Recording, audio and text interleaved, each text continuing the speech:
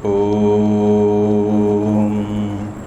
सहना भवतु सहनौ भुनक्तु सह वीर्यं करवावहै तेजस्विनावधीतमस्तु मा विद्विषावहै। ॐ शान्ति शान्ति शान्तिः।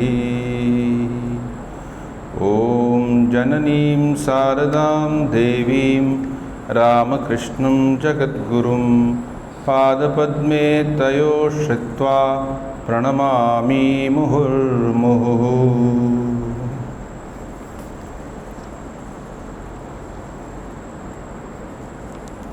हम कठोपनिषद का ये चिंतन और आगे बढ़ाते हैं। हर सप्ताह हम कुछ एक मंत्रों को, जैसे कि कठोपनिषद या किसी भी उपनिषद के की जो उसकी टेक्स्ट होती है उसको मंत्र कहते हैं। गीता में श्लोक कहते हैं, उपनिषदों को मंत्र कहते हैं। तो इन मंत्रों पर अपना चिंतन करते हैं। हम पिछले सत्र में इंद्रियों के बारे में, इंद्रियों के निग्रह के बारे में, और कैसे मनुष्य का जो उसकी पर्सनैलिटी है, जो उसका व्यक्तित्व है, वो मानो एक रथ जैसा है। उसके साथ रथ की परिकल्पना की गई, तो उस पर चर्चा की थी हमने कि जैसे मनुष्य का जीवन क्या है, एक यात्रा है। तो यात्रा में एक रथ चाहिए। आजकल के युग में 4 व्हीलर चाहिए। तो जब ये लिखा गया या ये जब हमको दिया गया, तो ये उस युग में ऑटोमोबाइल नहीं था, नहीं तो ऑटोमोबाइल लिख सकते थे। तो बोला कि मनुष्य मानो एक रथ है। तो रथ की परिकल्पना में क्या होता है कि एक तो उसके घोड़े होते हैं, बॉडी ऑफ द चैरियट वो होता है, रथ का जो पूरा ढांचा होता है, लगाम होता है, चलाने वाला कोई होता है, और उसमें कोई सवारी होती है। जो रथ को चलाता है वो सिर्फ अपने लिए नहीं चलाता, वो किसी के लिए चलाता है। तो बोले मनुष्य भी ऐसे ही है। उसकी जो इंद्रियां हैं, 5 ज्ञान इंद्रियां हैं, 5 उसकी कर्म इंद्रियां हैं, आँखें, कान, हाथ, पैर, ये सब, ये मानो उसके घोड़े हैं। अब घोड़ों को एक लगाम के साथ बांधा हुआ है। क्या है लगाम? बोले लगाम जो है वो मन है। हमारे मन में कितने विचार आते हैं ना, इन विचारों से ही सारी इंद्रियां चलती हैं। हम जैसे कहें कि अब ख़त्म हो गया, लेक्चर ख़त्म हो गया, सब उठो, तो अंदर से पहले विचार आया उठो, फिर हमारे जो शरीर के अंग हैं उसको रिस्पॉन्ड करते हैं। लेकिन सिर्फ उठो कहने से नहीं होगा। उठूं कि ना उठूं, इसका जो डिसीजन है हमारे अंदर कोई लेता है, उसको बुद्धि कहते हैं। सो बुद्धि अर्थात जो रथ को चला रहा है। तो विचार हो गया, और विचार के साथ साथ बुद्धि हो गई, और इन सब को मानो कोई किसी को ये रिपोर्ट करते हैं। जैसे किसी ऑफिस में, किसी जगह पे किसी को रिपोर्ट करना होता है कि मैंने ऐसे ऐसे किया, तो उसने रिपोर्ट करते हैं। किसको रिपोर्ट करते हैं? बोले कि वो हमारे अंदर जो एक सेंस ऑफ आई होती है, अहम बुद्धि, अहम को वो रिपोर्ट करते हैं। तो इन सबको मिला के कहा गया कि ये एक मानो एक रथ है। तो अच्छा, बैठा कौन हुआ है, कौन जा रहा है, हु इज़ ट्रैवलिंग। और ट्रैवलिंग के लिए होता है कहाँ से कहाँ, कहाँ से कहाँ जा रहा है। तो ऐसे तो नहीं ट्रैवल होता। तो बोला उसके अंदर जो बैठा है उसको जीवात्मा कहते हैं। और जीवात्मा कहाँ से कहाँ जा रही है? एक तो उसकी यात्रा है, उसका जीवन, कि उसका जन्म हुआ। फिर बोलते हैं इसके 6 स्टेजेस हैं। अस्ति, जायते, वर्धते, परिणमते, अपक्षीयते, म्रियते इति। अर्थात पहले जन्म हुआ, फिर अस्ति, फिर वो था, जन्म होने के बाद, यानी कि जन्म की प्रक्रिया हुई, लेकिन उसके बाद में वो मर गया, ऐसा नहीं है। अस्ति पहले हुआ, उसका जन्म हुआ, जायते, फिर अस्ति, फिर वर्धते, छोटा बच्चा था, युवा तक उसका विकास होना तो हुआ, लंबा हुआ, मोटा हुआ, जो भी है। और फिर बोले कुछ उम्र के बाद, ये नहीं कि वो हमेशा ही युवा रहेगा, हमेशा ही बढ़ता रहेगा, नहीं। फिर उसके बाद में उसका परिणमते, उसमें चेंज आना शुरू होता है, उसकी जो ढलान शुरू हो जाती है। फिर अपक्षीयते, अपक्षीयते अर्थात उसके शरीर में जो चीज़ें हैं वो डीजनरेट होने लगती हैं। अपक्षीयते, पैर डीजनरेट हो गए या ये घुटने डीजनरेट हो गए, चलो अभी घुटनों को रिप्लेस करो, होता है ना, सभी मनुष्यों का अनुभव है ये, कोई भी चीज़ हो सकता है। और फिर लास्ट क्या है, म्रियते, तब एक समय आता है कि वो मर जाता है। मर जाने का अर्थ ये नहीं कि ख़त्म हो जाता है, मरने का अर्थ है उसकी नई यात्रा शुरू हो जाती है। एक यात्रा ख़त्म हुई और दूसरी शुरू हो गई, मरने का अर्थ वही होता है। ये नहीं कि वो अभी नॉन एग्जिस्टेंट हो गया, नहीं, वो किसी और तरफ चल पड़ा। कुछ ऐसे भी हो सकता है जिसको नहीं चलना पड़े, उसको बोलते हैं मुक्ति हो गई उसकी, नहीं तो कहीं और चल पड़ा, कहाँ चला गया पता नहीं, हमारी सूक्ष्म छोटी बुद्धि से नहीं पता चलता, लेकिन यमराज जानते हैं। जैसे किसी एक को कहीं से कहाँ पोस्ट कर दिया, किसी मिलिट्री में किसी को कहाँ से पोस्ट कर दिया, तो मिलिट्री का जो हेड ऑफिस है वो जानता है कहाँ पोस्ट किया है, दूसरों को नहीं पता। तो हमको नहीं पता लेकिन उनको पता है। तो ये एक बोलने का तरीका है कि ह्यूमन पर्सनैलिटी ऐसे होती है। उसमें एक बात कही बार बार जो हमने 2-3 मंत्रों में पढ़ी, वो क्या है कि हमने देखा कि जिसकी इंद्रियां उसके बुद्धि के वश में है, अर्थात इंद्रियों से उत्पन्न होने वाली जो इच्छाएं हैं वो उसके वश में है, तो वो व्यक्ति धीरे धीरे अपने ऊपर पूर्ण रूप से एक संयम, एक कंट्रोल ले आता है। तो उससे क्या होता है तब उसकी जो यात्रा है वो ठीक डायरेक्शन में, सही दिशा में जाती है। नहीं तो देखिए ना, संसार में जितने भी हम चीज़ें पाते हैं जिसमें दुख कहते हैं, गलत चीज़ें कहते हैं, अपराध कहते हैं, तो उनके पीछे क्या होता है? अगर गहराई से सोच के देखें, अगर कभी शांत और शुद्ध मन से सोच के देखें, तो उसके पीछे इच्छाएं हैं। उसके पीछे इच्छा है कि मुझे ये अमुक चीज़ मिल जाए। अब कोई व्यक्ति है भ्रष्टाचार करके बहुत बड़ा कुछ अपना घर बनाता है, उसके पास 300 कमरे हैं, 300 पोशाकें पहनने की, 300 चप्पल हैं, ऐसा होता है कभी कभी हम सुनते हैं। अब इतना उसने खर्च किस लिए किया? शरीर के लिए किया। वो दूसरी बात है, बेचारा सो तो एक ही कमरे में सकता है, चप्पल एक ही पहन सकता है, पोशाक भी लिमिटेड है, लेकिन उसे लगता है हाँ इतनी हो। अब आज उसने एक पोशाक पहनी, फिर 300 दिन के बाद दूसरे उसका नंबर आएगा। What A slavery it is, कितना एक दासत्व है। तो इसीलिए कहते हैं सरल जीवन, सिंपल लाइफ। इससे क्या हुआ? हमारा धीरे धीरे हमारी विचार, हमारे जो इच्छाएं हैं, इच्छाओं में कमती जितनी होगी उतना ही हम देखेंगे कि एक अंदर में एक सेटिस्फैक्शन होती है। अब उससे कहा कि जो व्यक्ति उसको वहाँ तक पहुँच जाता है तो वो उस वस्तु तक पहुँचता है जिसके पश्चात, जिसके बाद कुछ नहीं है, जिसके बाद कुछ नहीं है। वो क्या है? बोले उसको ईश्वर कहते थे। ईश्वर का स्थान क्या है? ईश्वर कहीं के बाहर रहते हैं क्या? क्या ईश्वर आउट ऑफ स्टेशन है, आउट ऑफ यूनिवर्स है, या उनका कोई पता है? बोले ईश्वर जो है सभी में है, पूरी सृष्टि में ईश्वर व्याप्त है। लेकिन जैसे कि दूध के अंदर मक्खन होता है लेकिन दिखाई नहीं देता, वैसे ही ईश्वर दिखाई हैं फिर भी दिखाई नहीं देते। तो क्या करते हैं? फिर दूध को दही जमा के उसको मथनी से मथ के फिर उसके मक्खन निकालते हैं, है ना।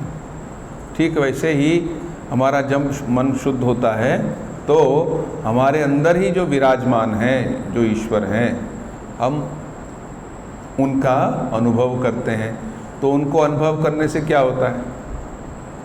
अब मान लीजिए कोई व्यक्ति जाता है, किसी से मिलता है, तो वो मिलता है, देखता है उसको, सुनता है, कहता है मैंने उसको अनुभव किया, तो उससे क्या हुआ? ठीक है, कुछ ज्ञान हुआ, कुछ बातें हुई, लेकिन ईश्वर का अनुभव ऐसा नहीं होता।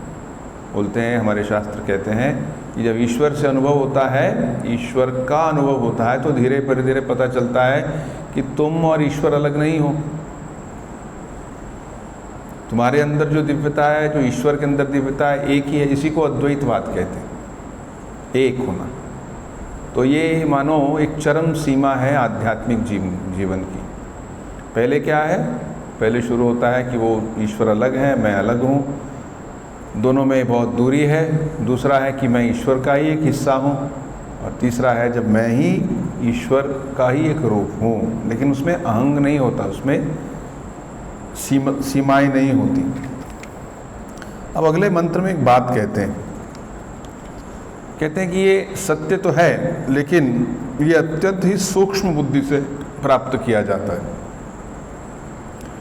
एष सर्वेषु भूतेषु गूढ़ो आत्मा न प्रकाशते दृश्यते त्वग्रया बुद्धया सूक्ष्मया सूक्ष्मदर्शिभिः। इसका अर्थ ये है कि ये परमात्मा सभी जीवों में है, लेकिन अविद्या से मानो ढका हुआ है। लेकिन कुछ एकाग्र सूक्ष्म बुद्धि वाले व्यक्ति इस सूक्ष्म तत्व को पहचानने में, ऐसे कुशल व्यक्तियों में ये देखा जाता है कि वो कुछ लोग इसको प्राप्त कर लेते हैं। कुछ क्यों? सभी के लिए नहीं है क्या? सभी के लिए है। जैसे कुछ चीज़ें सभी के लिए होते हुए सभी के पास नहीं है। जैसे किसी ने कहा कि कोई व्यक्ति किसी एक कंपनी का चेयरमैन बन सकता है। सभी चेयरमैन बन सकते हैं, वो है सिद्धांतिक, लेकिन हम जानते हैं सब नहीं चेयरमैन बन सकते। बहुत सी सीमाएं, टर्म्स एंड कंडीशंस होती हैं। इतना उसे एक्सपीरियंस हो, इतना वो पढ़ा लिखा हो, उसके पास ये हो, ये सब चीज़ें होती हैं। तो सब कुछ होते हुए भी बड़ा लिमिटेड है। वैसे ही हमारे पास कुछ क्षमताएं, सूक्ष्मताएं होंगी, then we are able to feel the presence of that divine within us. तो यहाँ पे जो बात कही गई कि सूक्ष्मता दृश्यते त्वग्रया बुद्धया, ऐसी बुद्धि जो बड़ी ही शार्प हो, और इतना ही नहीं, वो सूक्ष्म को समझने की उसमें कोशिश हो। ये एक बहुत ही महत्वपूर्ण बात है जो हमें भारत में, या जो हम वेदांत का परंपरा कहते हैं, उसमें से उसको, और जो बाहर की परंपरा है, अर्थात जो पाश्चात्य देश की परंपरा है या western way of looking at things है, उससे अलग करती है। क्या है?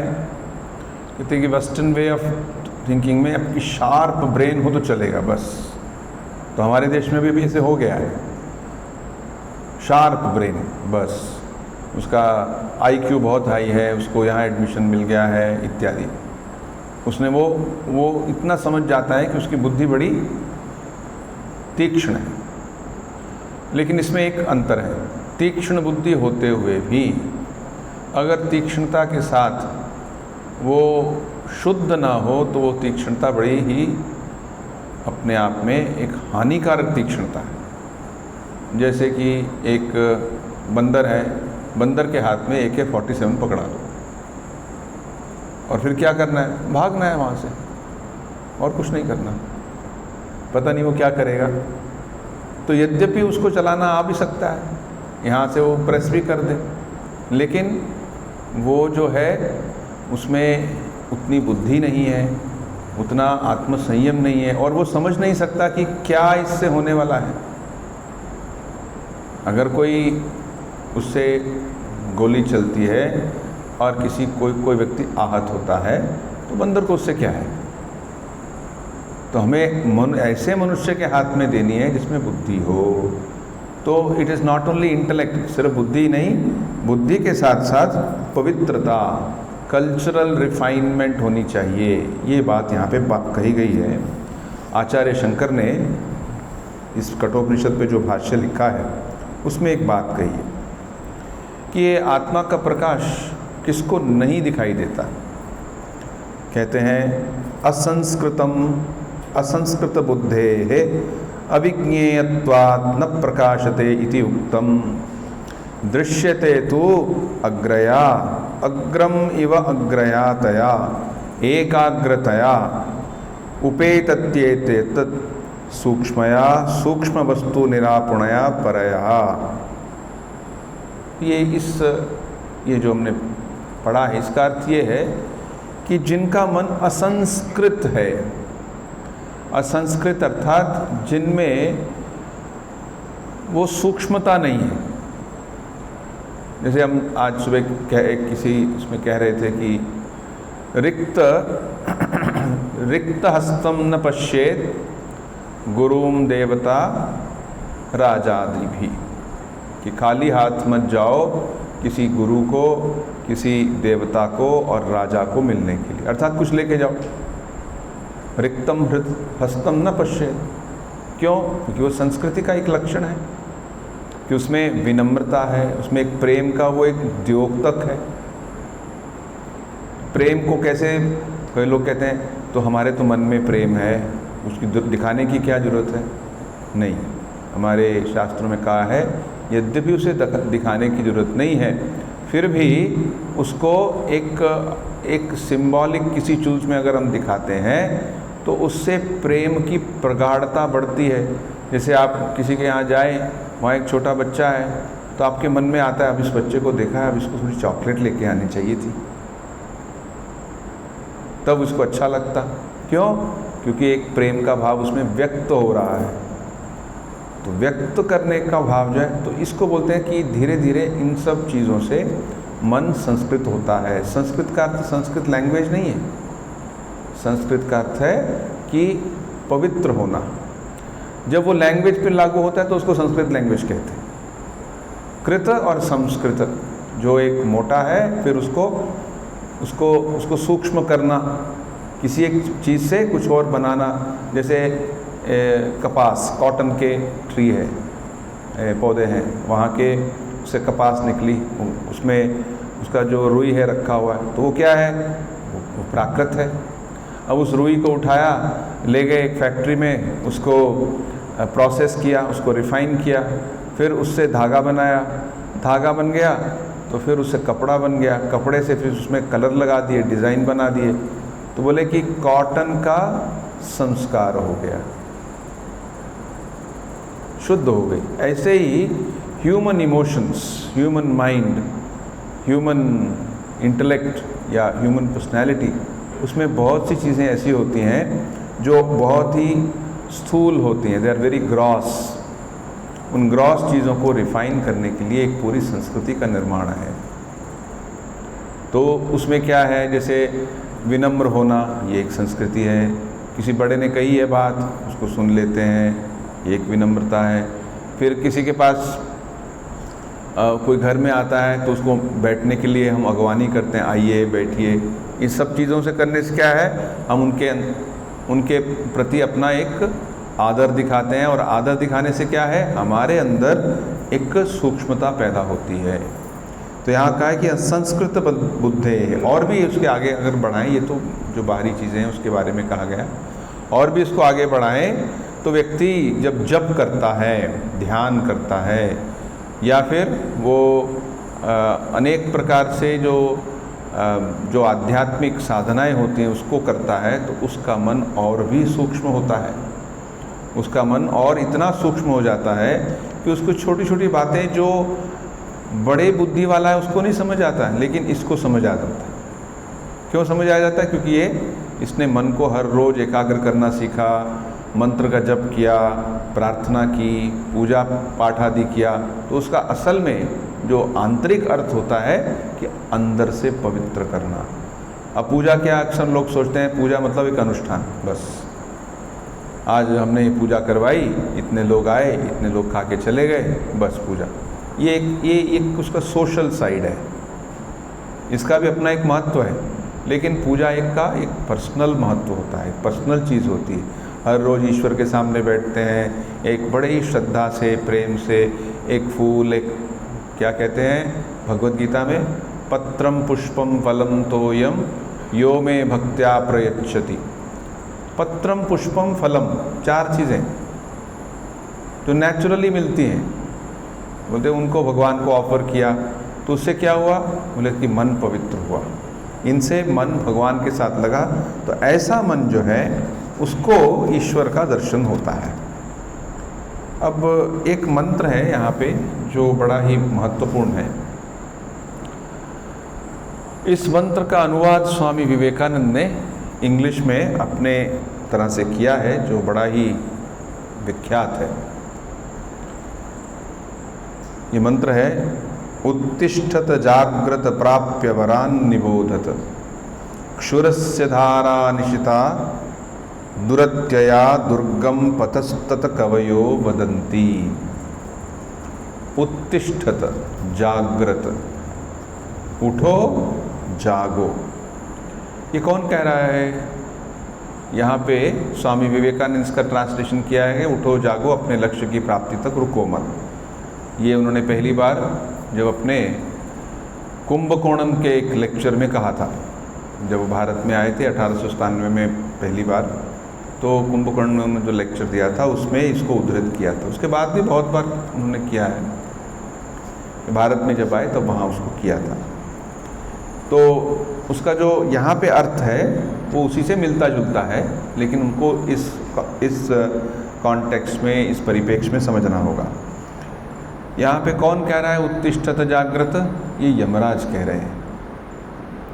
यमराज किसको कह रहे हैं? ये कह रहे हैं जनरल सबको, लेकिन इंगित किसको कर रहे हैं? इस एड्रेसिंग नचिकेत।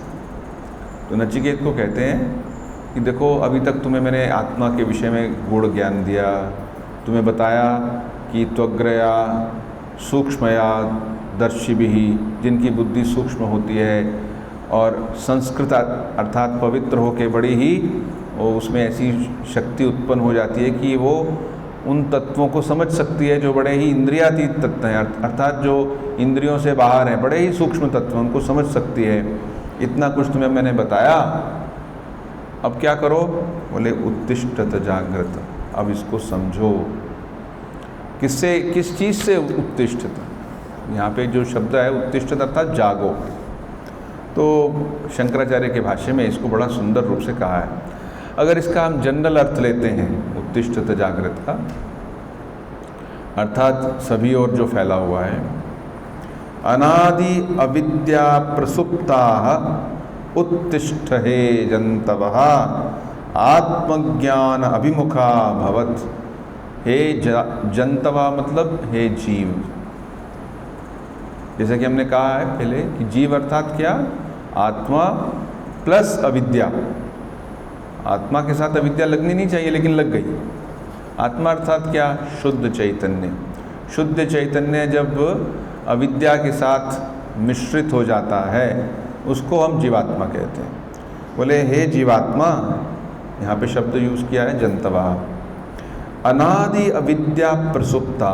अनादि कब शुरू हुआ पता नहीं, जिसका आदि नहीं है उसको अनादि बोलते हैं। अविद्या, ये जो अविद्या, तुमने जो अपने आप को सिर्फ शरीर मान के रखा है, तुम अपने आप को जीवन की समस्याओं के साथ तुम्हारा तारतम्य इतना है, तुम सब समय दुखी रहते हो, शोक है, रोग है, चिंता है। बोले ये क्या है? बोले शरीर और मन के साथ जुड़े रहने के कारण ही तो होता है। ये कब शुरू हुआ? कहते अनादि, पता नहीं कब शुरू हुआ। तो उसको बोला कि एक प्रकार की ये नींद है, प्रसुप्ता, ये एक सोना है।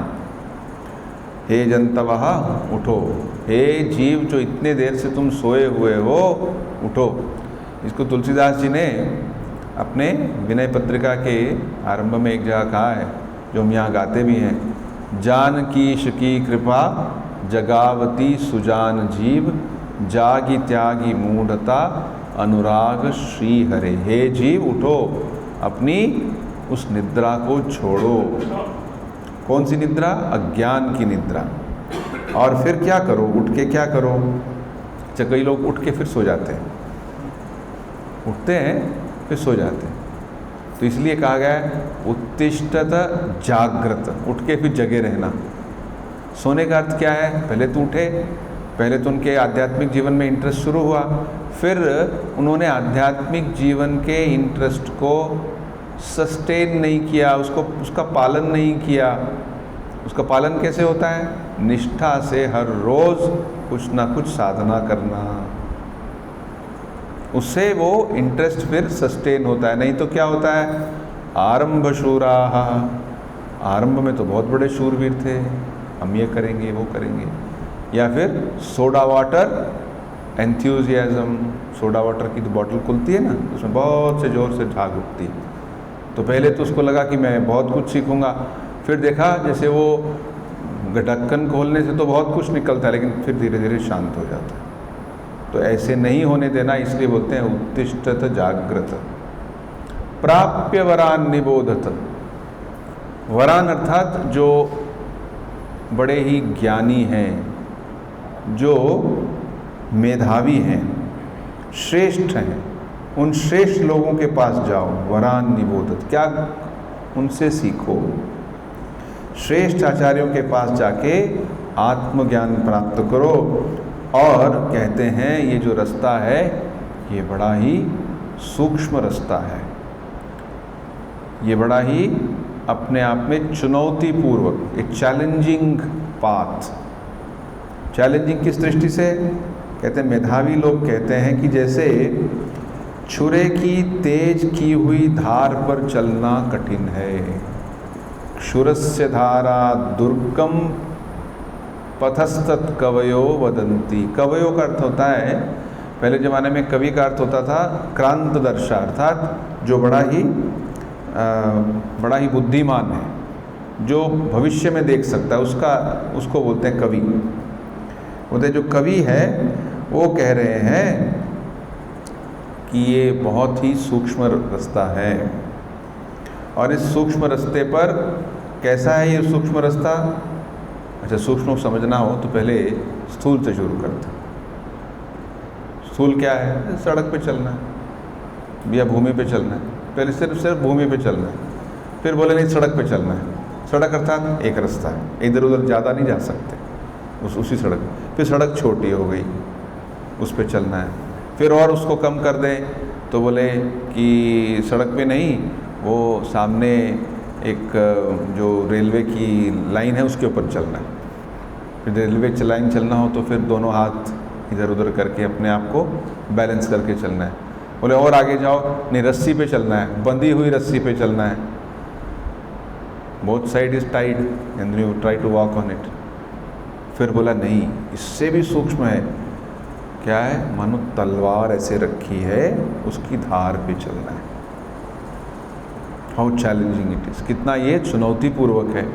तो वैसे ही उसके लिए बुद्धि चाहिए, उसके लिए सब आंतरिक योग्यता चाहिए, तभी व्यक्ति उस पर चल पाता है। इसको बोलते हैं रेजर्स एज। बहुत वर्ष पहले एक अंग्रेज़ी का नावल था समरसेट मॉगम का। समरसेट मॉगम एक अमेरिकन राइटर थे, तो उन्होंने अपने नावल का नाम यही दिया था, रेजर्स एज। वो एक नावल एक अलग तरह का था। तो उस बाद में वो नावल बहुत प्रसिद्ध हुआ था, बहुत से लोग पढ़ते थे उसको। तो उससे फिर किसी ने पूछा था ये आपके मन में कैसे आया ये कि रेजर्स एज इसका टाइटल होना चाहिए? तो उन्होंने कहा ये कठोपनिषद से ही आया, कठोपनिषद में ये दिया हुआ है रेजर्स एज। क्षुरस्य धारा, इतना कठिन है। एक बात बोल के आज के इसको यहीं पे समाप्त करते हैं। स्वामी विवेकानंद कहते हैं द रोड टू गुड, अर्थात जो एक चलने का रास्ता है उसमें भी कहा कि रोड टू गुड, जो श्रेय का रास्ता है। श्रेय का रास्ता अर्थात निस्वार्थता का रास्ता, शुद्धता का रास्ता, जिसमें व्यक्ति सिर्फ अपने भोगों की नहीं लेकिन उच्चतर बातों को सोचता है। जो ये the path to the road to good is one of the steepest and the toughest in the world, Swami ji कहते हैं। और फिर और क्या कहते हैं? साथ में भी कहते हैं यही सिर्फ स्टीपेस्ट मतलब बहुत ऊपर चढ़ाई, और टफेस्ट बहुत मुश्किल, इतना ही नहीं है। कहते हैं कि no wonder that many fall, wonder is that some succeed. हमें कोई आश्चर्य नहीं होता कि बहुत से लोग गिर जाते हैं। हम कभी कभी सुनते हैं कोई व्यक्ति बड़ा ये है, वो अभी बड़ा दोगलापन करता है, किसी को दिखाता है, उसके विषय में कुछ गलत बातें कही जाती। क्यों? Tried is best.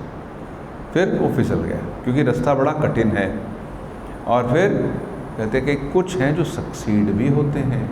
ये नहीं कि उन्होंने ये नहीं कहा कि इस पे कोई चल नहीं सकता, लेकिन रास्ता बहुत ही चैलेंजिंग है, ऐसा यहाँ पे बात कही है। जो ज्ञेय वस्तु है, मतलब जिसको हमको जानना है, ज्ञेय वस्तु, वो बड़ी सूक्ष्म है, इसलिए उसको प्राप्त करने का जो रास्ता है वो अत्यंत कठिन है, ऐसी यहाँ पे बात कही गई है।